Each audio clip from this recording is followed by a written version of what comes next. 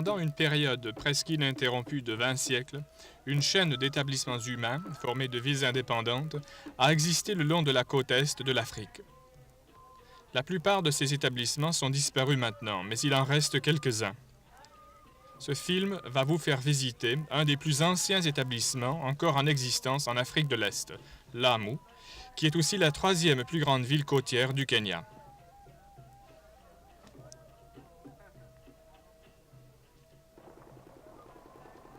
Pendant presque 1000 ans, Lamu a été continuellement habitée, et pendant cette période, la ville a été exposée à une variété d'influences commerciales, écologiques, religieuses et culturelles, qui ont donné à Lamu son caractère distinctif.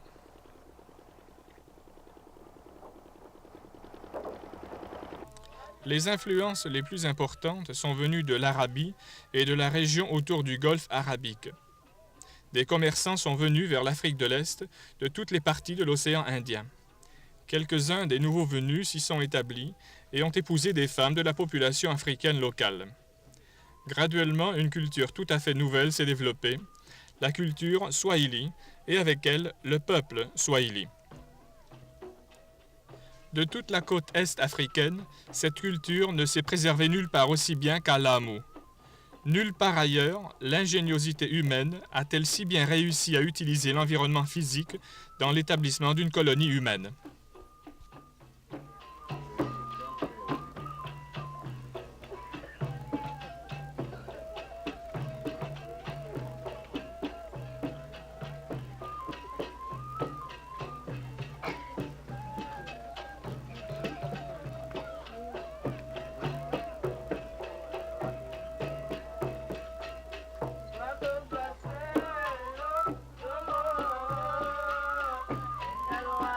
L'importance de Lamu comme ville commerçante est due à son port de toute marée et aux communications faciles entre ce port et ceux de l'océan Indien, grâce aux moussons. Son port de toute marée a permis à Lamu de s'accaparer d'une bonne partie du commerce de l'océan Indien, surtout entre 1400 et 1600 et entre 1700 et 1850, alors que les recettes de Lamu indiquent une forte activité culturelle et commerciale.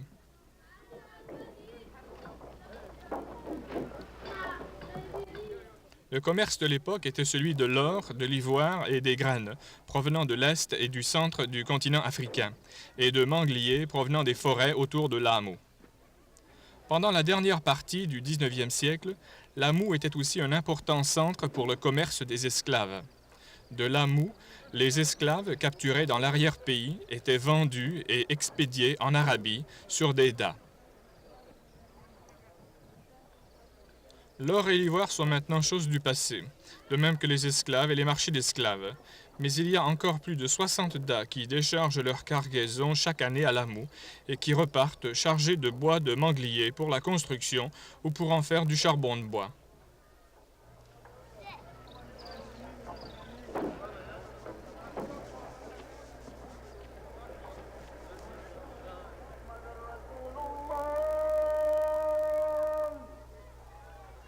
L'influence arabique à Lamu et ailleurs sur la côte est-africaine ne s'est pas limitée au commerce et à l'intermariage. La religion de l'islam s'est aussi implantée le long de la côte. D'après M. Oussam Gouidan, la stabilité de Lamu comme colonie est due aux facteurs suivants: la religion, le commerce maritime, la situation de l'île la protégeant contre les tribus de l'intérieur et les abondantes forêts de mangliers.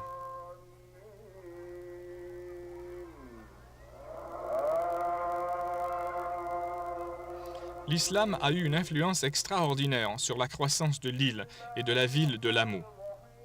Il s'agit d'une religion qui a un très puissant message arabique. Une des exigences de cette religion est le besoin de faire la prière du midi, le vendredi, dans un bâtiment permanent et en présence d'un certain nombre d'adultes membres d'une communauté permanente.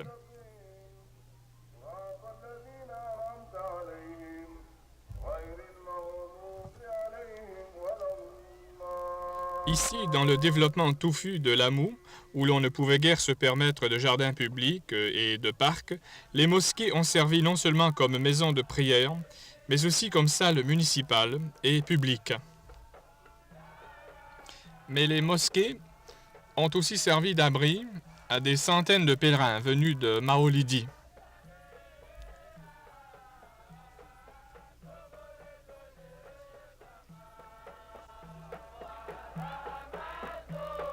Cette cérémonie est en l'honneur de la naissance du prophète Mahomet.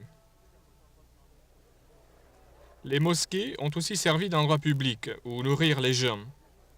C'est ainsi que la religion de l'islam a donné un sentiment de communauté à ces pèlerins et commerçants qui sont venus vers l'île poussés par le mousson et qui ont dû attendre des mois pour que les vents changent de direction avant de pouvoir repartir.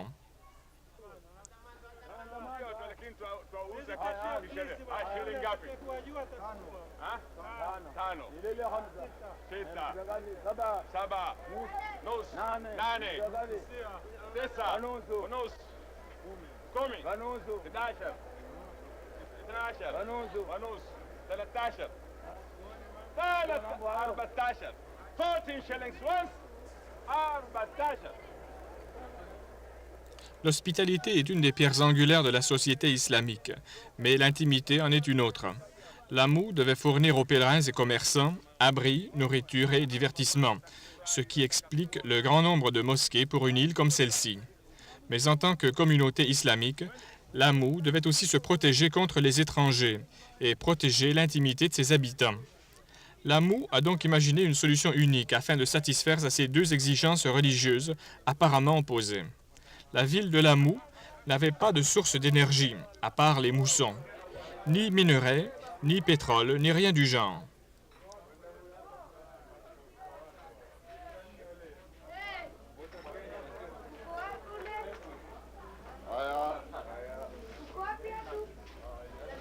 Aussi, les lignes de communication dans la ville étaient réduites au minimum, et l'espace occupé par la ville, très limité.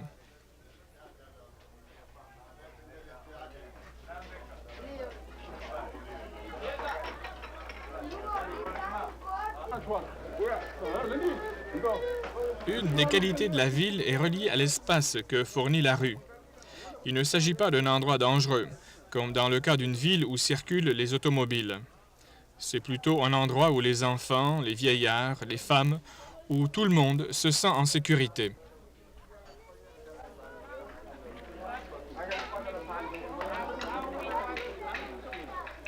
M. Houssane Gouiden, un expert de la région, dit que la structure de l'AMU, comme celle de tous les autres établissements maritimes, a été influencée par les deux conditions essentielles au commerce, soit la protection et le trafic. Un port de toute marée assure les communications maritimes et la position de l'île, la protection.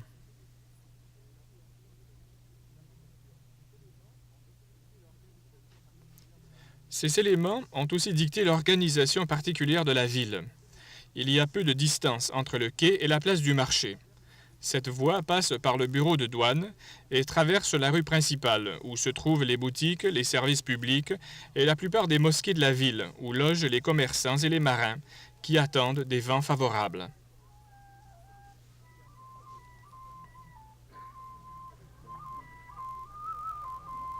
Les quartiers résidentiels sont situés à l'ouest de la rue principale et sont ainsi protégés du bruit des activités commerciales. Même à l'intérieur des quartiers résidentiels, l'intimité des maisons n'est pas détruite par les rues étroites, grâce à un système de planification locale qui protège les espaces privés de la maison contre l'activité publique de la rue.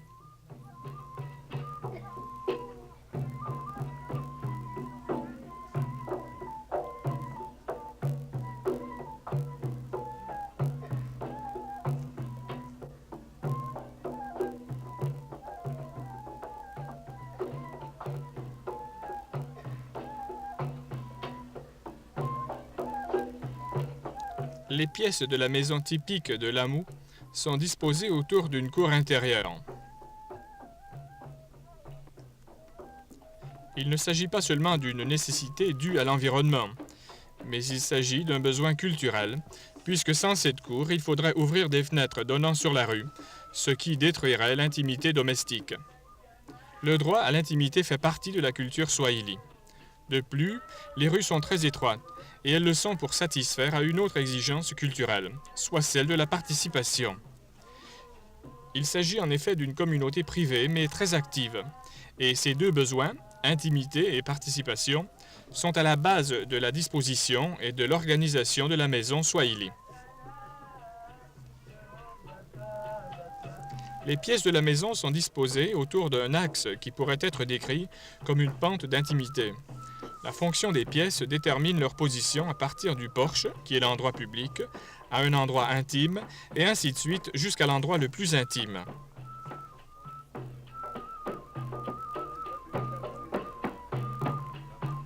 Le dernier endroit sur cette pente est celui où se trouvent les niches Zebaka.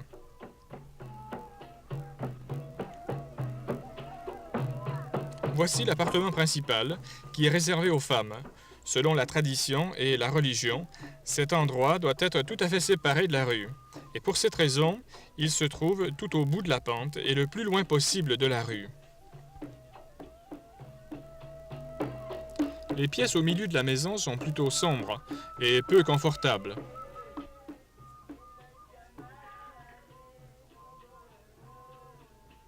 Aussi, les a-t-on rendues plus agréables à l'œil et plus habitables aussi, grâce à ces travaux de plâtre très fins et très élaborés.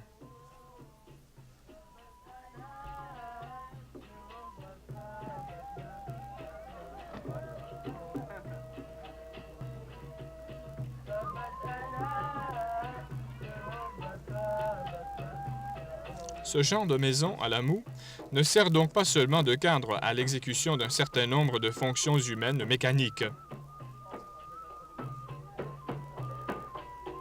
La maison est une expression de foi dans la culture qui l'a créée.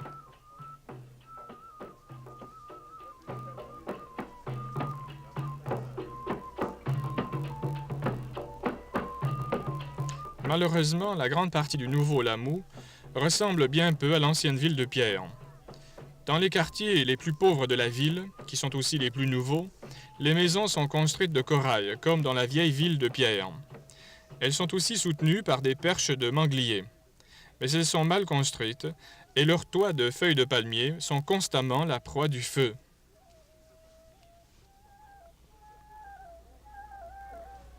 La vie dans cette partie de la ville est loin d'être facile. Il y a maintenant de l'eau courante dans bien des quartiers de Lamou, mais ici, les gens puisent toujours leur eau aux fontaines que leurs ancêtres ont creusées il y a une centaine d'années ou davantage. Même la grandeur de la ville de pierre est minée. Ces grandes maisons de jadis ne sont maintenant que ruines. Et ce n'est que grâce à des efforts imaginatifs et sérieux qu'on arrivera à épargner le reste de la ville. Mais il n'y a pas que les structures en ruine et la perte de leur valeur esthétique qui menacent Lamou. La ville fait face à d'autres problèmes, encore plus sérieux. Sa population actuelle de 7000 habitants n'est que la moitié de ce qu'elle était autrefois. Des jeunes garçons et des jeunes filles quittent Lamou pour se faire une vie ailleurs. De plus en plus, il s'agit d'une ville de vieillards, de femmes et d'enfants qui ne peuvent pas maintenir la vie active et culturelle de jadis. Dans le but de mettre fin à cette immigration qui éventuellement causerait la mort de la communauté, le gouvernement du Kenya a préparé divers plans et est en train de déterminer comment il faut procéder pour insuffler une nouvelle vie à la ville. Le défi auquel font face les urbanistes est celui de préserver les aspects positifs et historiques de la culture de Lamou, tout en assurant le développement continu de la ville et l'intégration de son économie dans le courant de l'économie nationale. Par l'entremise de l'administration provinciale, le gouvernement a fait de grands efforts pour encourager le peuple à participer au développement de Lamou. Lors de réunions avec le peuple, le commissaire provincial de la province côtière a examiné avec lui les problèmes de la ville. Mais il ne fait pas que parler, il sait aussi écouter. Les habitants de Lamou savent comment il faut transformer leur ville, et ils expriment ces idées librement et franchement lors des réunions.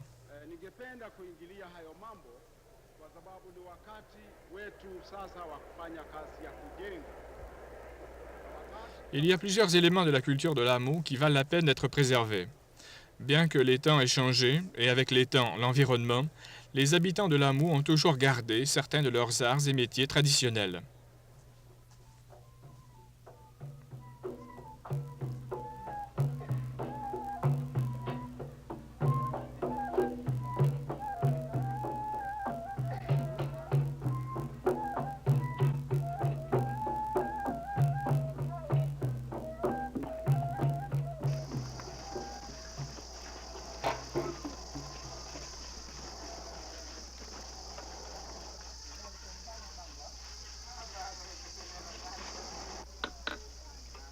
Comme autrefois, les hommes décorent les portes de fines sculptures qui donnent aux maisons de Lamu une identité distincte. Ces techniques traditionnelles contribueront à établir le noyau de petites industries familiales qui pourront éventuellement hausser le niveau de vie du peuple de Lamu.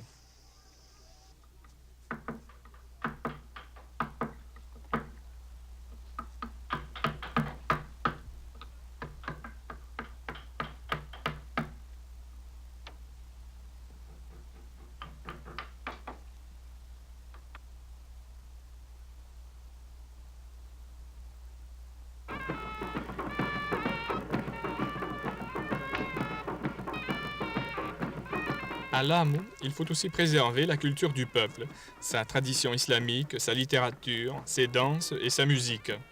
Car aujourd'hui, comme lors de la belle époque de Lamu, les habitants font partie d'une communauté très cultivée et profondément enracinée dans son histoire.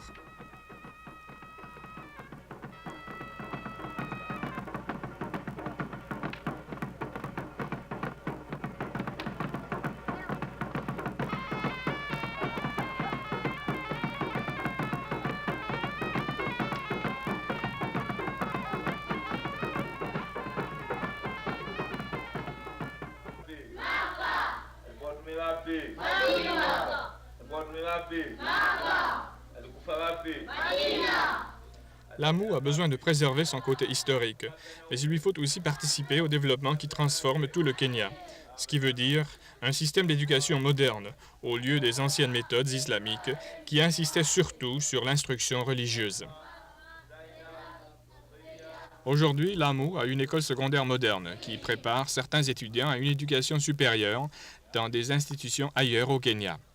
De plus, il y a un certain nombre d'écoles primaires qui vont servir de base à un nouveau système d'éducation.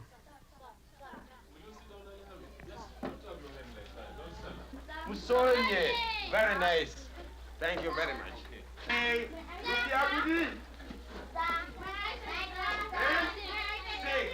thank you very much. Now another one is this 2 times another. Le district de Lamu, qui se trouve surtout sur le continent, n'a qu'un hôpital situé dans la ville de Lamu. Le gouvernement se propose d'améliorer cet hôpital et divers autres centres médicaux pendant sa présente campagne de développement, afin de servir plus adéquatement les 7000 habitants de la ville de Lamu et les 22 000 autres vivant dans le reste du district.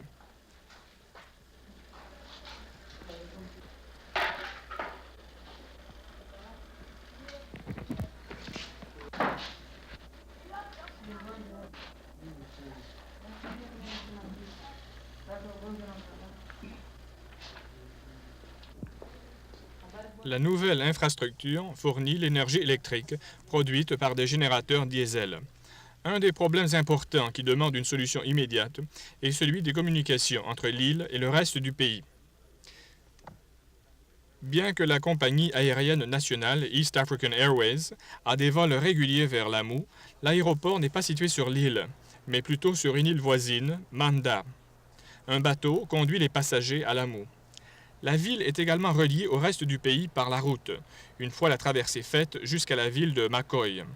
D'où le besoin actuel concernant l'amélioration de la jetée principale de Lamu. Vu le nombre toujours croissant de touristes qui visitent la ville de Lamu, il faut améliorer les facilités touristiques. Pour que la ville profite de ses revenus, il lui faudra construire de nouveaux hôtels. Mais le style de ces bâtiments ne devra pas jurer avec l'ensemble de l'architecture de Lamu. Enfin, il faudra contrôler la croissance du tourisme afin de ne pas encourager le déclin de la culture traditionnelle de Lamu. Mais ce qui va probablement le plus transformer Lamu sera le choix de l'île comme le site d'un important port de mer pour le Kenya. Le pays a besoin d'un nouveau port de mer et des ingénieurs conseils ont favorisé Lamu. La construction d'un tel port aura un impact formidable sur la ville et les habitants de Lamu et entraînera d'importants développements de l'infrastructure de l'île et de la région côtière du pays. On a déjà soumis des propositions quant au nouveau développement de Lamu, mais on n'a pas encore tout décidé. Le gouvernement est en train de préparer une étude d'ensemble. Le gouvernement tient à ce que le nouveau développement soit en accord avec la vie actuelle à Lamu. En attendant, on n'a cependant fait plus que simplement améliorer la jetée principale de l'île. Le gouvernement est en train de construire des entrepôts frigorifiques près des principaux centres de pêche. Le gouvernement est aussi en train d'agrandir son centre de réparation de bateaux de pêche.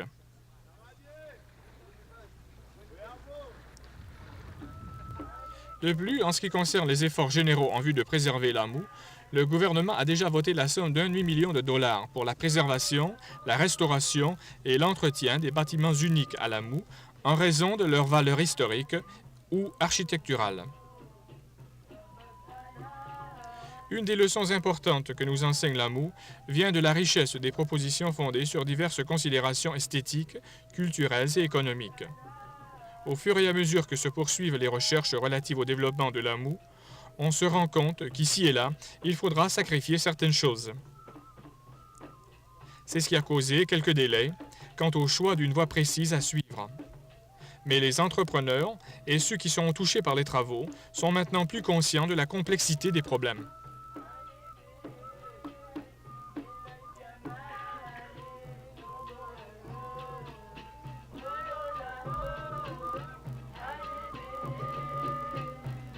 Il est à espérer que cette prise de conscience du gouvernement du Kenya et des diverses agences privées va contribuer à résoudre, dans un avenir assez prochain, les principaux problèmes concernant le développement ordonné et méthodique de Lamu.